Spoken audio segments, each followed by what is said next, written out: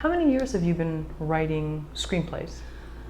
I have been writing screenplays. Does that include television scripts? Because I think my very first one, I tried to write a Cosby Show episode when I was in college. So that was probably 25 years or no, something like that. 20 to 25 years ago, I think. And that was my first script. Someone gave me like a spec Cosby script.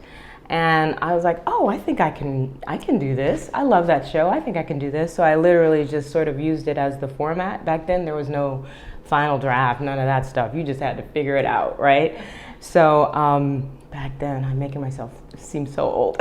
So I just like did the format, and I did a Cosby script, and I think it was about, oh gosh, it was like a spelling bee script. Like Rudy wanted to win the spelling bee or something like that. So about between 20 and 25 years, something like that, maybe. Okay. And had you always wanted to write? Because it sounds like you were journaling before that. But so you went to school in the DC area? I went to American University, and I also took classes at Howard. Okay. Yeah. And was that part of the plan? Like you knew that then you were coming to LA, or? No, I never expected to end up in LA. I actually started out as a journalist, and I was doing journalism. I was a youth correspondent in Richmond, Virginia, which is where I'm from. And I wrote some news stories. I went to a couple of journalism workshops over the summer, one in Arizona and all this other stuff. So I was really on that path. But then when I got to school, I realized that in order to be a journalist, because I loved writing. I was writing, when I was younger, I would write really bad rhyming couplet poems, romantic, unrequited love, because I used to read a lot of Harlequin romance novels and silhouette novels. When I was a kid, I would read these things. And so all of my bad poetry was like rhyming couplets. And so I did that for a long time. And then, so I've always been writing. And they told me that in order, because I wanted to write features, like feature articles, the fun stuff, the creative stuff. And they were like, oh no, you don't really get to do that until you've sort of paid your dues by like writing about politics and all that kind of stuff. And I was like, I am so not interested in that. It would be different today. Today politics is exciting and it's opinionated and we're all into it. But back then it was boring. They were like, you have to go to Congress and take notes about that, and I was just like, yeah, I'm good. I'm gonna take a creative writing class and kind of go down that path.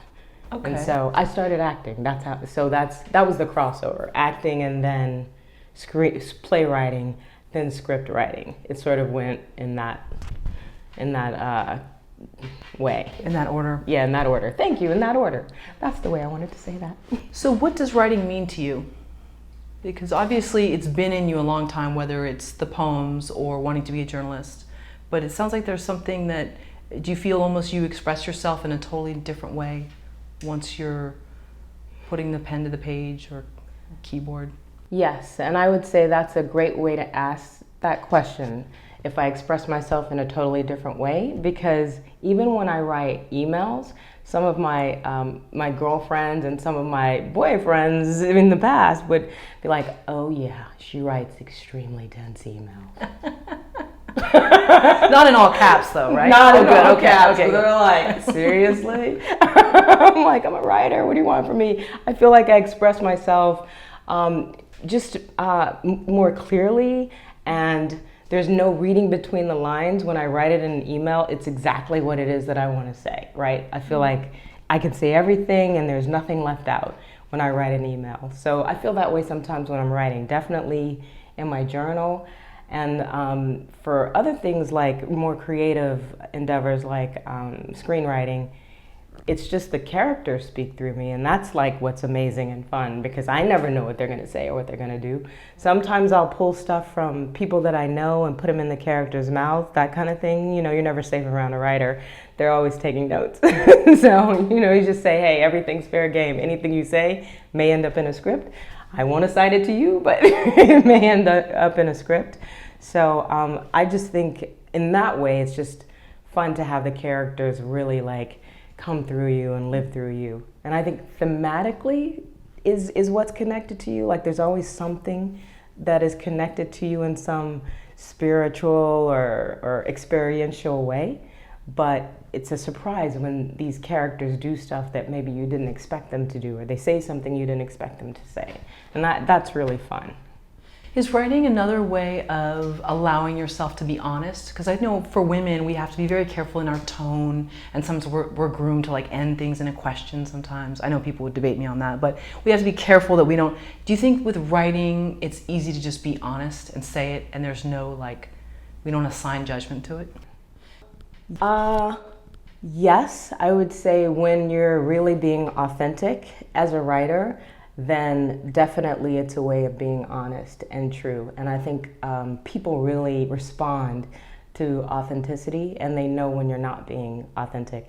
When I wrote my first screenplay, my brother, who's an incredible writer, like he started writing screenplays and now he's a novelist. And I actually tried to get him to write my very first screenplay, Jar by the Door. I had written a treatment for it, and he was like, "Oh, this is great. This could be a really good script." "No, I'm not going to write it for you. Learn how to write it and write it yourself." I was like, "But you do it already." He was like, "Nope, you have to do it." So the reason I brought him up was he was the first person to read my very first draft. And he read it and he was like, "This is really great. It's almost there, but there's stuff in it that is not real. It's not authentic. And you're just kind of not, you're sort of touching at some stuff, but you're dancing around it." And he's like, "You really have to take the gloves off and be real with your characters and let them talk in a real way." And he was specifically talking about the lead character, which was slightly fashioned after me. And he was like, "That's not a real person." He was like, "Maybe it's too close to you, but you have to let go of that and just let it be authentic how that person would respond. Even yourself, you've made her too nice and too good and too..." And I was like, "But that is me." And he was like, "Yeah, right. Can we get a little truth in here?" And so I rewrote it with his notes, and it's like a much better script because I let the characters really be human and real and messy and all that stuff, you know. And is it hard to let a protagonist have faults? Because we don't want to judge them, but it's just part of being human. I think when I first started writing scripts, it was, once I learned that lesson from my brother, I really understood that the characters are more interesting and they're more, people can relate to them more, so they're more relatable when they do have faults, because we all do. And when we actually show those faults, it balances everything out, you know, because there's something that people can relate to in, you know, any character that has faults. I mean, it's more, I think we do it more these days than we did before. Yeah. So like you might have a villain who has some really nice qualities, or you have the protagonist who has some really just awful qualities. We still root for him and we still like him. We're like, well, you know, everybody has their stuff, even this person. Yeah, that's a good point. I think in the 80s we had more of a, like the thing, Pretty in Pink or something, like Yes. the character, there wasn't anything really that she did that was awful. No. We wanted her to win, but she didn't really have a dark side. Not really, no. We still liked her though. Yeah, we did. The guy. Yeah. And Ducky. I mean, hey. I know. You know.